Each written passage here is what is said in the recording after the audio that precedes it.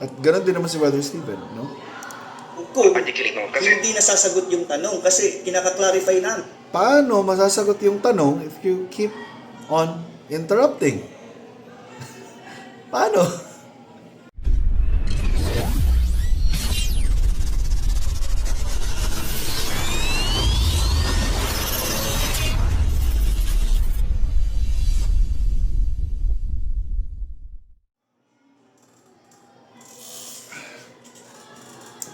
Hi there. Last August 25, I think, Monday yun. May nag-mention lang sa akin. And it was a conversation between James, na may-ari ng isang page na original. I don't know, by the way, if siya ang may-ari ng page nito. Original Baptist Faith Defenders Ministry and Apologetics. Yung pangalan, Original Baptist Faith Defenders Ministry and Apologetics. So basically, sila yung original Baptist. So, pakinggan natin, no, ang kanilang dialogue. Let's go. Diskusyon, Tembra, diskusyon. Okay lang ba pag-usapan natin yung doktrina ninyo na eleksyon? Pa-clarify ko lang. Yung sinasabi ninyo na eleksyon, ano ba yung eleksyon ninyo na yan? Yan ba'y pumili ang Diyos? Hindi pa pinanganak yung isang tao, wala pa siyang isip, pinili na siya sa hell. Ganun ba eleksyon nyo? Tama ba? So, ang question mo ay may kinalaman sa doctrine of election. No! No! Election, pag tinutukoy yung term na election, it always pertains doon sa predestined unto eternal life. So Ephesians 1, no, nandun yung pinaka narrative noon. The elect were chosen in Christ, at yung time text natin doon is yung before the foundation of the world. Sean, Ninyo. pakiulit ng question, bro. Ganito kasi yung tanong kasi naniwala kayo. Correct mo ko. And by the way, no, Stephen James is my churchmate, and natawag siyang bro. Mali pagkaintindi ko pero ito yung pagkaintindi ko dun sa sinasabi niyo. Sabi kasi ninyo mga Calvinist, yung election doon, sinasabi daw ninyo, eto daw yung election na tipong hindi pa pinanganak yung isang tao. Wala pang isip, di pa sinilang. Pinili na sa impyerno, may pinili din sa langit. Di pa pinanganak silang dalawa, sabi natin. May pa-impyernong isa, may pa-langit na isa, di pa pinanganak. So basically, he's talking about predestination, election, and reprobation. Election to the saved, reprobation ay yung mga hindi saved. So yes, James, you have a wrong understanding of election. And by the way, nagka-dialogue na kami nito at 2022 ata yun. Basta matagal na din. Pero until now, tinatarong pa rin niya itong concept na ito. It really shows na wala siyang energy to really understand these concepts. Elected na. Ganun ba? If not interested, no? Hindi siya interesadong malaman ito or malaman ang posisyon ng kanyang kinakausap. So, dito pa lang makikita na natin na unfair scholarship, unfair critique. But anyway, no, I hope na genuine yung question niya dito. Because again, kaya ako nasasabi ito dahil matagal niya na po itong kinikritik. But still, ano yun, wala pa rin siyang full grasp dito. Election ninyo. Ang iyong question na kinalaman sa election, tapos yung sinasabi mo yung election ng isa is, yung isa ang pupunta sa impyerno, isa ang pupunta sa langit, tama? Oo, di pa pinanganak ka, pupunta na sa langit na yung destination ng isa, di pa pinanganak ng isa. Ang isa naman, di pa pinanganak, destined na sa heaven. Tama ba yung election na ganun ninyo? Ganun ba election nyo? Okay. Kailangan siguro muna natin itanong, ano ba yung basis ng pagpili ng Panginoon sa kung sino? So, Brother James would have easily answered that na, no, that's not the concept of election. Ang election ay tumutukoy lang sa particular grupo na kung saan destined na sila ay tawagin sa pamamagitan ng gospel because they have also been affected by the cosmic effect of the fall, and therefore kailangan silang ma-redeem. And ating Panginoong Kristo, tinubos sila, namatay ang Panginoong Kristo para sa kanila. Ang dugo ng Panginoong Kristo ay para sa kanila.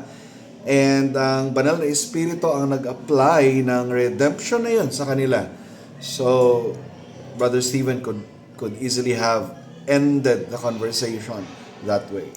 Nililigtas niya. Kasi, one way or the other, either sa perspective mo ng And of course, hindi nangangahulugang mali si Brother Stephen dito.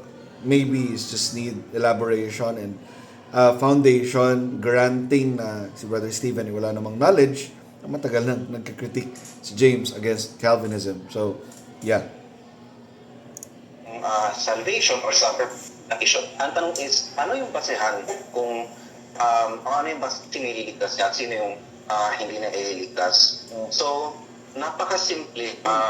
Meron na kagad predetermined. Dito lang, diretsahin mo lang. Huwag yung parang kwentuhan na parang storytelling yung dati. Parang antokin yung kausap mo. Diretsahin mo lang, ano bang basis ng pagka-elect ninyo? Gospel bang basis ng pagka-elect ninyo? O yung tsamba-tsamba na umpisa pa lang pilina? Wala pang So, ang tawag sa fallacy na yan ay prejudicial conjecture, arbitrariness. If hindi niya frame as question, pero kung i-frame niya as question, or if this is a question na nais siyang i-deliver sa kanyang kausap, this is already a loaded question, loaded with presuppositions. Ito ay chamba-chamba. Chamba-chamba lang. Sabi ko nga sa inyo, kung matagal niya lang kinikritik ang Calvinism, hindi nalalabas yun sa kanyang bibig. Kasi Calvinism doesn't teach that, no? Or Calvinists doesn't teach that.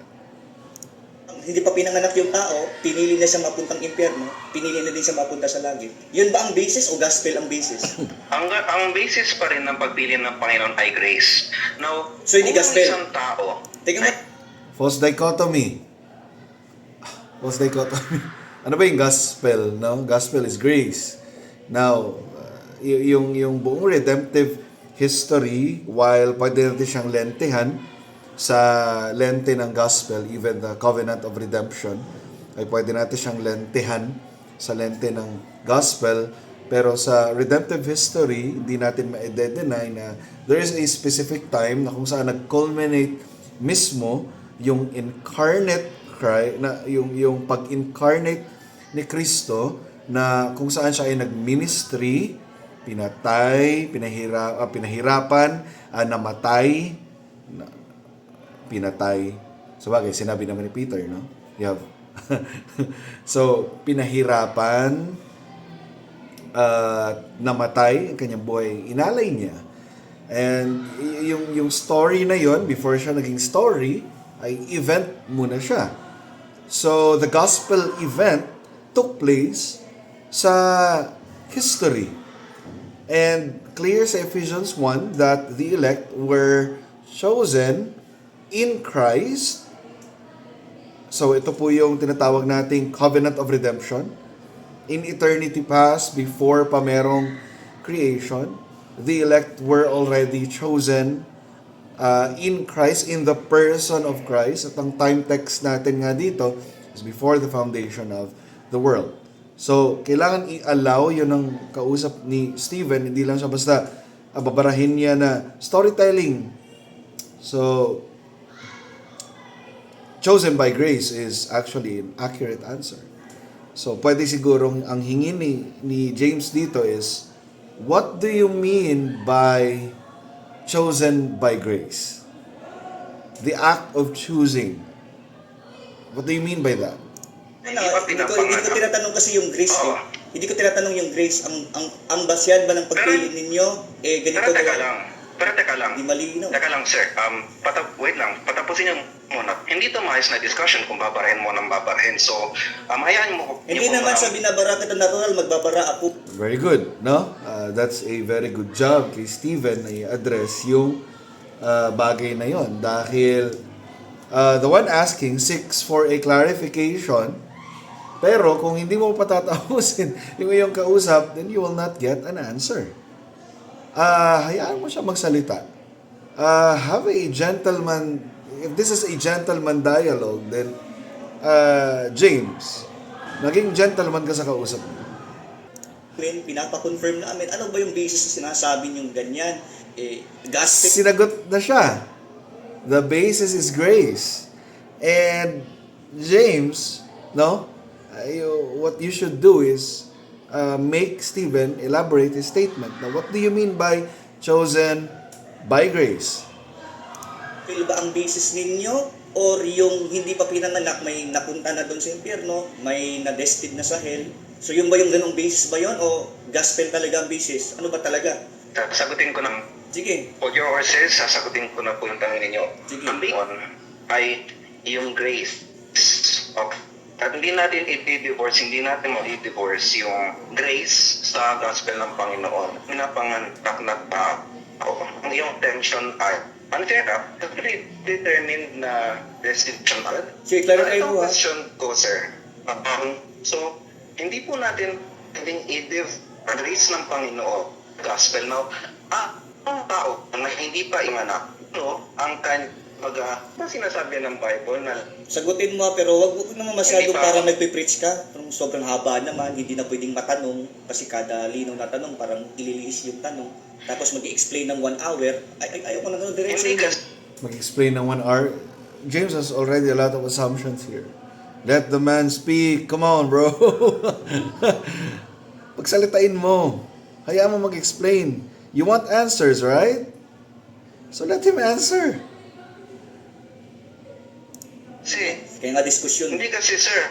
Ano kasi, misrepresentation kasi agad yung binabato mo na Paano Pastor misrepresentation? chamba-chamba lang. Kaya sa Bagatuwi, kung hindi chamba-chamba, Ang gospel naisip ko gospel kasi nga ang basis. ng tanong, Gospel nga ang basis ng pag-elect. Gospel nga.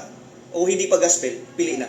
Ano ba talaga? so, ipili, Ito yung ito yung kakulangan sa mga tao ngayon na pumapasok sa mga debates. Hindi sila marunong mag-internal critique. Basta sumalang sila sa debate, yun na yun. Hindi sila marunong mag-internal critique.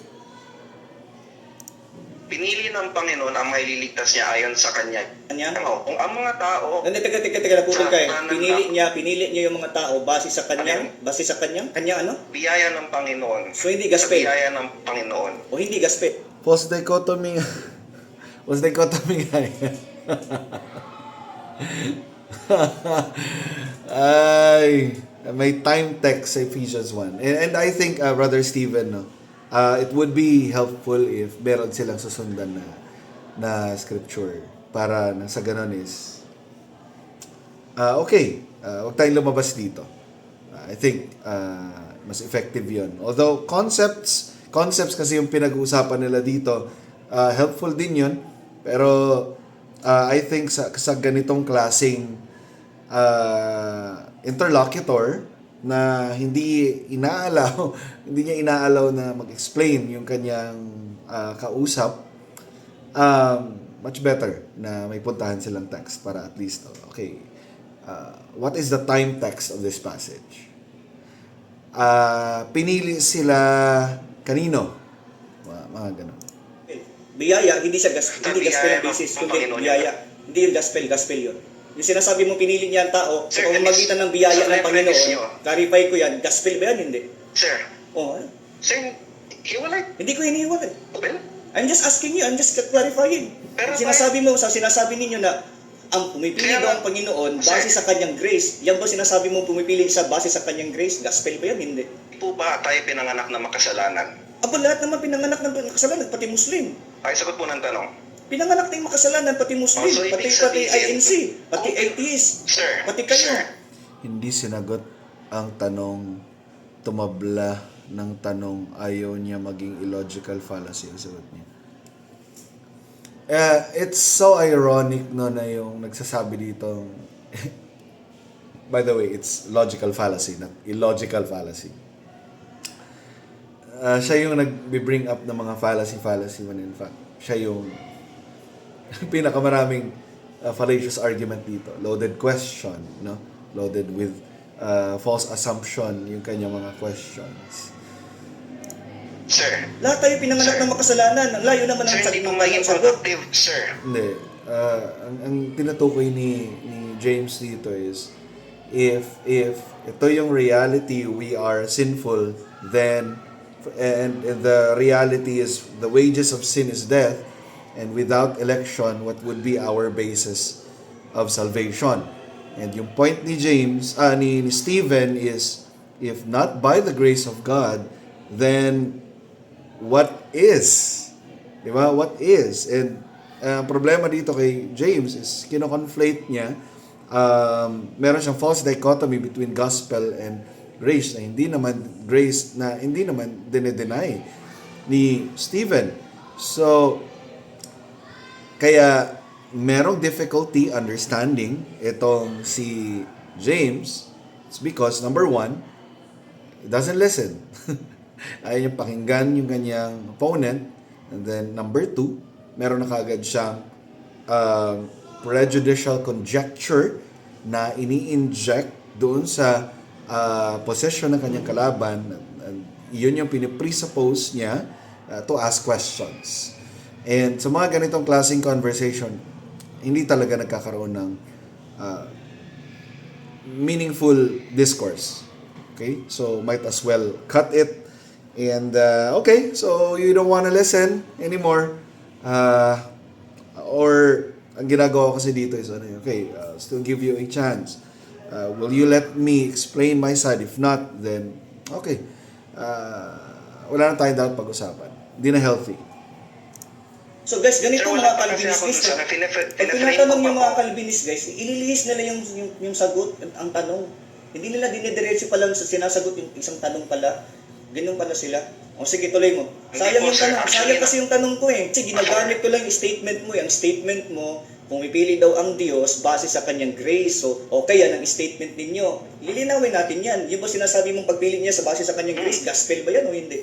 Gospel pa rin yun dahil tayo ngayon makasalanan, walang utang sa atin ang Diyos, kundi buting balita pa rin na ang Panginoon sa kanyang biyaya ay pipili pa rin sa mga makasalanan ng kanya elite.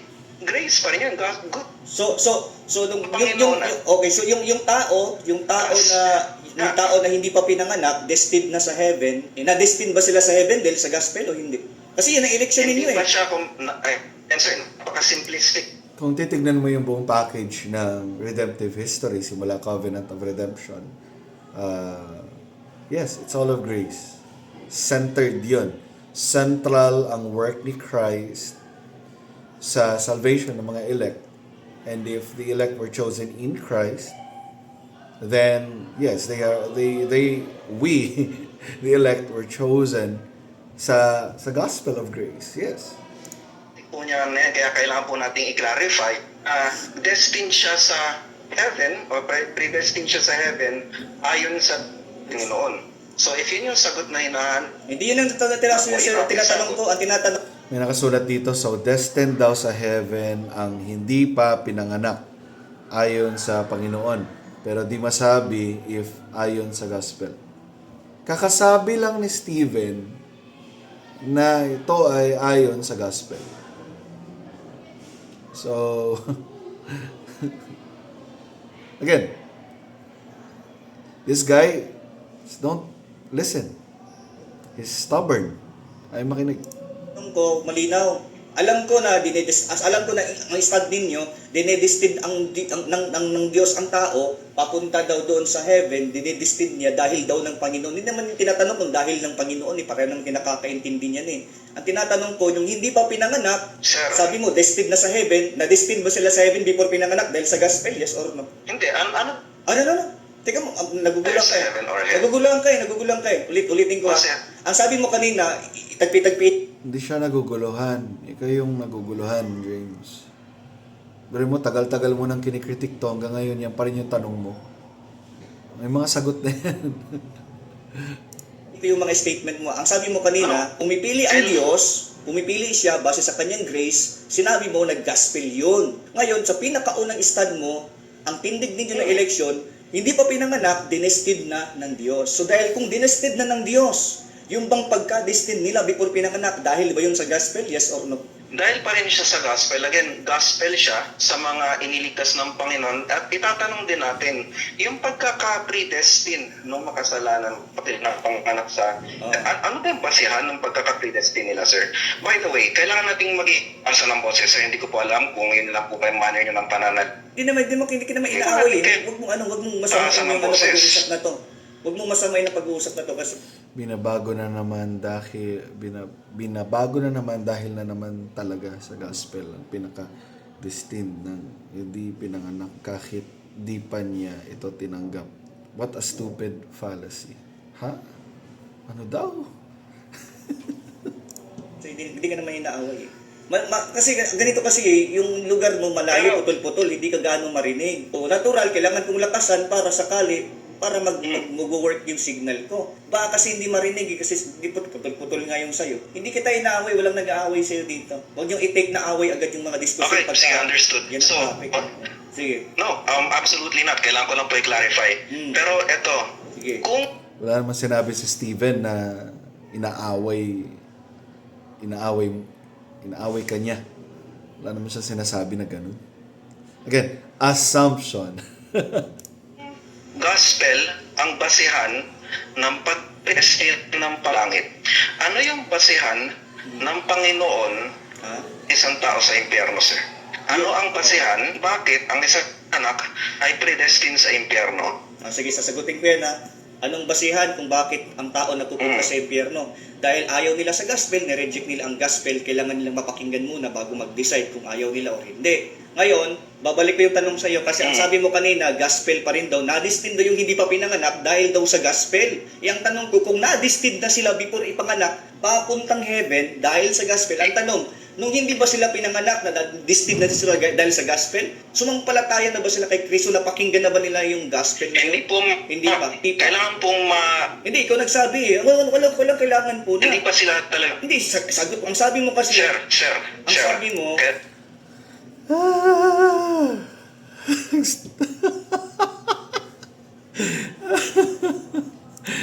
ano yung basihan ng pagpili ng Diyos sa mapupunta ng langit at ulan?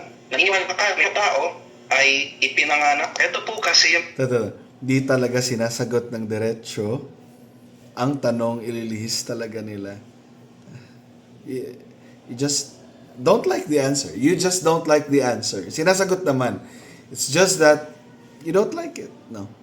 Kaiba naman yun eh. Sa hindi sumasagot versus sa nagpa-provide ng sagot pero hindi mo ina-accept yung sagot. Or hindi mo gusto yung sagot. pinanggagalingan namin. Pagdating sa pagpili, kailangan po muna nating ma-establish si lahat ay in Adam. Lahat ng ipinanganak at mga hindi pa ipinapanganak ang ay na kay Adan. Mga kay doon. Very good point, Brother Steven. So, Brother Steven is laying a foundation na lahat ng nagkasala ay under sa covenant head na si Adam. Kasi yun ang tinuturo ng Bible na lahat ng ipinanganak at hindi pa pinapanganak automatic ay na kay Adan. At dahil sila ay na kay Adan, ang meron sa sin nature. Okay? Minana na katauhan, yung sin nature at yung guilt ni Adan. And therefore, ang lahat ng tao ay pinanganak kay Adan at lahat ng tao ay makasalanan kagaya ng Romans chapter 3 verse 10 at 23. Ibig pong sabihin, kung ang hustisya ng Diyos lang po masusunod, dapat lahat tayo ay sa impyerno o predestined sa impyerno. So yun yung basihan ng predestination sa impyerno. Kakapanganak kay Adan, yung identity natin by default, na saan pumapasok yung grace, saan pumapasok yung gospel na nagiging basihan ng pagpili. Thank you, James, for allowing Steven to speak this long. Salamat. Sana hindi mo siya pabarahin. Ng isang pangit. Pumapasok yung grace dahil sa lipi ni Adan, sa sangkatauhan na nanggaling kay Adan, na lahat ay makasalanan. Ang good news, ang gospel ay ang Diyos ay pumili ng mga tao na kanyang ililigtas sa kanyang bigit. Hindi siya pumili dahil meron siyang nakita sa isang tao na yun na sa hinaharap. Biyaya lang talaga ng Panginoon na pumili siya sa Pwede ko na, okay na yan, huwag siya dumabaan. Para mo naman ako, Ang para Diyos. ka naman nagpiplit sa pulpito para lang hindi matanong Tama na yan, i-relax mo muna yung doktrina mo. Hayaan mo kami At kinat na nga siya. mag-imbestiga sa relihiyon. Pero I think, brother, in that short amount of time, Brother Stephen already laid the foundation. Why we are justly condemned is because we are in Adam. Okay? Ang basihan ng condemnation ay ang justice ng Diyos, ang kanyang nature. If that's the basis, then what is the basis of our salvation also? Nothing but the grace of God. Simple as that. Very good. Ang sabi mo, ang sabi ninyo, grace daw talaga ng Panginoon na pumili siya ng mga tao. Teka lang, ayaw ba ni James na ang basihan ng salvation ay grace? Well, sa unang discussion namin, talagang inadmit niya na I deserve. Deserve nila ang grace. So, you can check that out. And kung nanonood kayo nito, pwede ninyong hingin sa akin yung pwede kayo mag-message. Sasend ko yung link ng video na talagang inadmit niya na isang pulubi, di ba na, isang pulubi, bibigyan ko ng 100. Deserve niya ba yung 100? Sabi niya, oo. Yung analogy na yun kasi is, nagbigay ako ng 100 is an act of grace. No? And sinasabi niya na deserve daw yung grace na yun. So, kaya makikita natin kaagad dito, ayaw niya ng sagot. Ayaw ba ng sagot? Ayaw ba ng grace ang basihan? Ang tao lahat makasalanan, destined sa hell, Totoo. destined daw siya, pumili siya ng grace. Ang tanong ko, lahat ba ng tao na nanggaling kay Adan, na hindi pa pinanganak, destined ba talaga sa hell? O may destined sa heaven? Totoo. Kung masusunod, hostisya. Hindi kita tinatanong mo sunod Ay, hostisya. tama. I'm not asking you kung masusunod hostisya, huwag mo laguin ang tanong. Ang tinatanong ko kasi ang Saan natin argumento mo, ibabase? ang argumento mo kasi, Saan natin ibabase, lahat sir? daw na pambihira. Ay, ito palang bastos kausap. Pinangbigyan kita kanina, ikaw naman hindi pala marunong magpagbigay. Kayo talaga ang pangit kausap, yung mga kalbinis kayo. What? At ginaslight niya si Stephen ngayon.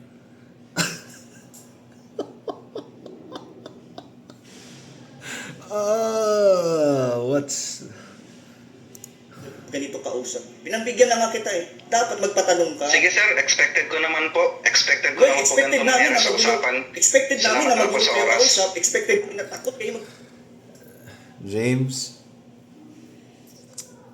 those people who are thinking properly now would know na sa buong conversation na ito, hindi si Steven yung magulo kausap. Ikaw yun. Ikaw yun. Kung hindi mo yun na re-recognize, something is really wrong sa heart mo. Something is really wrong sa heart mo. If hindi mo yun na-recognize. Anyway,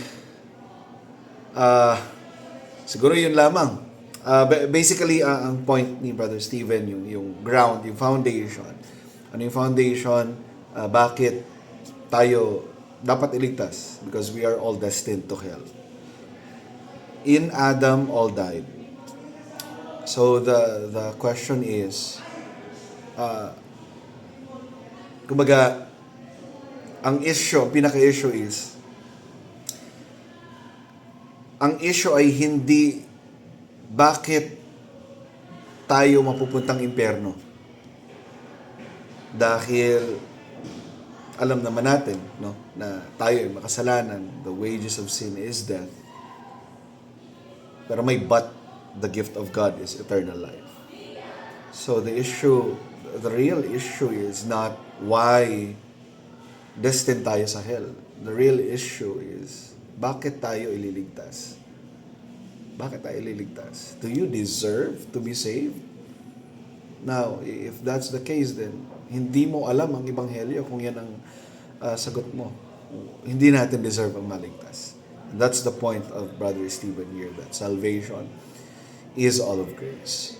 So, kung nanonood ka sa video na ito, and sinasabi ninyo na satanic ang Calvinism,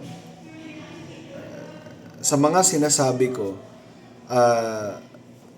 does it look like na nagre-rely kami sa aming good works para kami ay maligtas? No, it doesn't. Ine-explain nga namin, no, na ang basis ng condemnation ay yung justice ng Diyos at yung basis lamang ng salvation ay yung grace ng Diyos. So, walang human works, contribution galing sa tao, even his act of believing is all of grace. So, yeah. Yung mga ganitong conversation, while magulo siya, messy siya, pero for those who are really trying to understand both positions, ay makukuha ka pa ring aral. So, kudos, Brother Stephen, for your patience. And James, sorry, you have not provided a meaningful internal critique against Calvinism. For the longest time, you have critiqued this view until now. Yung mga questions mo paulit-ulit pa rin, yun pa rin. Still, hindi ka nag-grow sa iyong knowledge about the very position that you are critiquing. Alright, so that's all for today. And may we always think God's thoughts after Him.